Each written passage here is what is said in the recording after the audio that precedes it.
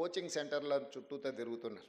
అదే దిల్సుఖ్ నగర్ కావచ్చు, అశోక్ నగర్ కావచ్చు, అమీర్పేట్ చౌరస్తా కావచ్చు, ఇతర ప్రాంతాలలో జూన్ 2, 2014 నాడు తెలంగాణ రాష్ట్రం ఏర్పడ్డ తర్వాత కొలువుల కోసమే కొట్లాడి తెచ్చుకున్న తెలంగాణలో ఆ ప్రభుత్వం ఖాళీలను అన్నిటినీ భర్తీ చేసి ఒక విశ్వాసాన్ని కల్పించడమే కాకుండా మీ ఆత్మస్థైర్యాన్ని పెంచడానికి పనిచేస్తుందని మీరందరూ ఆశించారు.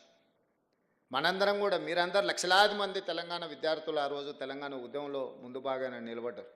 నాకు బాగా గుర్తుంది, 2011 గ్రూప్ 1 నోటిఫికేషన్ పరీక్షలు ఉద్యమం సందర్భంలో ఉమ్మడి రాష్ట్రంలో నిర్వహిస్తే వేలాది మంది విద్యార్థులు పరీక్షలు హాజరవ్వకుండా తమ హాల్ టికెట్లను చించేసి గ్రూప్ 1 ఉద్యోగాలు మేము హాజరవ్వము, మా తెలంగాణ రాష్ట్రం వచ్చిన తర్వాత మేమే పరీక్షలు పెట్టుకుంటాం, మా నియామకాలు మేము చేపట్టుకుంటాం, ఉమ్మడి రాష్ట్రంలో ఎలాంటి నియామకాలు మీరు చేపట్టకపోయినా సరే మేము ఆగుతాం, మా ఉద్యోగ నియామకాల కంటే కూడా మా తెలంగాణ రాష్ట్రం ముఖ్యమని ఉస్మానియా యూనివర్సిటీ, కాకతీయ యూనివర్సిటీల విద్యార్థులు వీధుల్లోకి వచ్చి రాజకీయ నాయకులు అలసిపోయినప్పుడు ఇక మీ వల్ల కాకుంటే పక్కకు జరగండి, తెలంగాణ రాష్ట్రాన్ని మేము సాధిస్తామని ఆనాడు విద్యార్థి ఉద్యమకారులందరూ కూడా ముందు భాగానే నిలబడి తెలంగాణ రాష్ట్రాన్ని సాధించారు. అందులో భాగంగానే శ్రీకాంతాచారి కావచ్చు, కానిస్టేబుల్ కిష్టయ్య కావచ్చు, యాదయ్య కావచ్చు, ఈశాన్ రెడ్డి, వేణుగోపాల్ రెడ్డి లాంటి వాళ్ళు ఎంతోమంది పిల్లలు తమ జీవితాలను సర్వం త్యాగం చేశారు. వాళ్ళు త్యాగం చేసినప్పుడు వాళ్ళకి తెలుసు వాళ్ళు చనిపోవడం ద్వారా వాళ్ళ కుటుంబాలకు తీరని నష్టము, కష్టము వస్తుంది. కానీ లక్షలాది మంది తెలంగాణ విద్యార్థుల జీవితాలలో వెలుగులు వస్తాయి, తెలంగాణ ప్రాంతం బాగుపడుతుంది, స్వయం పరిపాలన వస్తుంది, ఈ స్వయం పరిపాలనైనా మా జీవితాలలో మార్పు తీసుకొస్తుంది అని చెప్పి వారు ఆనాడు నిర్దిష్టంగా ప్రాణత్యాగాలు చేసి తెలంగాణ రాష్ట్రాన్ని సాధించారు. కానీ వాళ్ళ లక్ష్యం నెరవేరలేదు. తెలంగాణ రాష్ట్రం అయితే వచ్చింది, కానీ వచ్చిన రాష్ట్రంలో ఏ ఆకాంక్షల కోసం ఆ పిల్లలు ప్రాణాలు ఇచ్చిండ్రో ఆ ఆకాంక్షలు నెరవేరలేదు. గత 10 సంవత్సరాల నుంచి 20 నుంచి 25 లక్షల మంది విద్యార్థులు ఊరిలో తల్లిదండ్రులకు 22, 23 ఏళ్ళ వయసు ఉన్నప్పుడు పోటీ పరీక్షలు రాసి ప్రభుత్వ ఉద్యోగాన్ని సాధించుకొని మళ్ళీ ఇంటికి వస్తామని తల్లిదండ్రులకు చెప్పి బయలుదేరి, ముఖ్యంగా ప్రభుత్వ ఉద్యోగాల కోసం ప్రయత్నం చేస్తున్న వాళ్ళు దళితులు, గిరిజనులు, ఆదివాసీలు, బలహీన వర్గాలు, పేదలు. ఆగర్భ శ్రీమంతుడు ఎవరు అసిస్టెంట్ జూనియర్ అసిస్టెంట్ ఉద్యోగం కోసమో, అసిస్టెంట్ ఇంజనీర్ కోసమో, లేకపోతే జూనియర్ టెక్నికల్ ఆఫీసర్ కోసమో కోటీశ్వర్లు ఎవరు ప్రయత్నం చేయరు.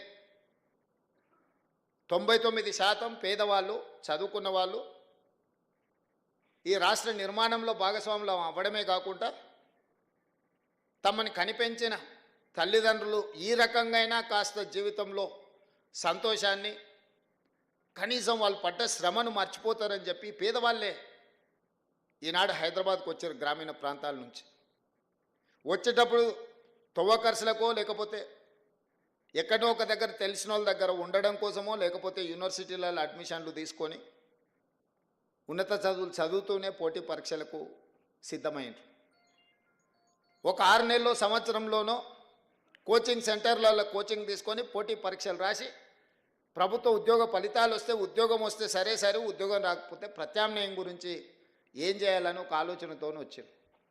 సంవత్సరం లోపల తేలాల్చిన విద్యార్థుల భవిష్యత్తు గందరగోళంగా మారి శాశ్వత నిరుద్యోగులుగా హైదరాబాదు నగర వీధుల్లో తిరుగుతుంటే 10 సంవత్సరాలైనా ఆనాటి ప్రభుత్వం పరీక్షలు నిర్వహించలేదు.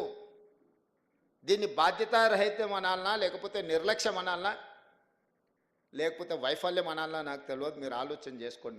మీరు అందరు చదువుకున్న వాళ్ళే.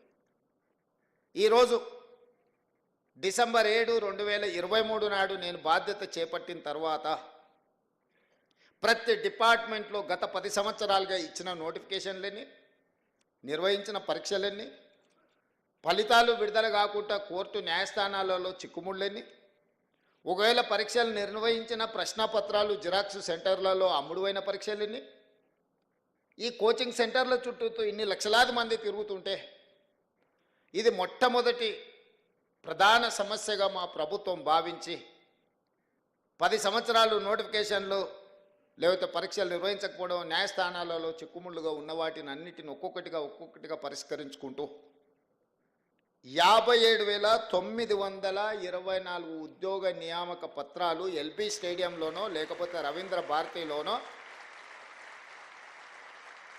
ఏ పిల్లలకైతే ఉద్యోగాలు వచ్చినాయో వాళ్ళ తల్లిదండ్రులతో సహా అందరిని పిలిచి నేనే స్వయంగా ఒక సంబరాన్ని వాళ్ళు ఆస్వాదించే విధంగా వాళ్ళ జీవితంలో ఒక మరుపురాని గొప్ప అనుభూతిగా నిలబడాలి, వాళ్ళందరినీ నేను చూడాలి, వాళ్ళందరి కళ్ళల్లో సంతోషం ఆనందం చూస్తే మేము నిజంగా మా లక్ష్యాన్ని చేరుకున్నట్టే అని చెప్పి ఏ నియామకం కూడా యథాలాపంగా మీ ఇంటికి కాల్ లెటర్ పంపలే. మిమ్మల్ని అందరిని కూడా పిలిచి మీ కుటుంబ సభ్యుల మధ్యలో మిమ్మల్ని మా కుటుంబ సభ్యులుగా భావించి అది ఎల్బీ స్టేడియంలోనో లేకపోతే నక్లెస్ రోడ్డు మీద ఉన్న అంబేద్కర్ సాక్షిగాను లేకపోతే రవీంద్ర భారతిలో మీ మధ్యలోనే మీకు నియామక పత్రాలు ఇచ్చినాం. ఇవాళ వాళ్ళు మాట్లాడుతున్నారు ఇవన్నీ మేము నోటిఫికేషన్లు ఇచ్చినాం, నీ నియామకాలు కానే కావాలి. నేను వారిని అడుగుతున్న 10 సంవత్సరాలు మీరు నోటిఫికేషన్లు ఇచ్చి సరైన విధంగా పరీక్షలు నిర్వహించకపోవడం వల్ల యుక్త వయసులో ఉన్న పిల్లల జీవితాలు ఎంత సర్వనాశనమైనవి, మీరు ఎందుకు బాధ్యత తీసుకోలేదు? 10 నెలల్లో మేము చేసిన పనులు 10 సంవత్సరాలలో మీరు ఎందుకు చేయలేకపోయినారని నేను అడుగుతున్నా. అన్ని నోటిఫికేషన్లు నేను ఇచ్చినా అని చెప్తలేను. కొన్ని మీరు నోటిఫికేషన్లు ఇచ్చారు, కొన్ని మీరు పరీక్షలు నిర్వహించారు, కొన్ని ప్రశ్నపత్రాలు మీరే అమ్ముకున్నారు, కొంతమందిని ఉద్యోగాలు మీరే అమ్ముకున్నారు, కొన్నిటిని మీరే నోటిఫికేషన్లు ఇచ్చి మీరే వెనకాల నుంచి కోర్టులలో కేసులు వేయించి వాటి మీద స్టేలు తీసుకొచ్చి ఏ ఉద్యోగ నియామకాలు చేపట్టకుండా మీరు నిర్లక్ష్యం వహించడం వల్లనే కదా ఈ 25 లక్షల మంది నిరుద్యోగ యువకులు ఆలోచన చేసి ఇక మేము మిమ్మల్ని ఉద్యోగాలు అడగం, మేము మీకు ఇచ్చిన ఉద్యోగాలను ఊడగొడతాం, మా ఉద్యోగాలు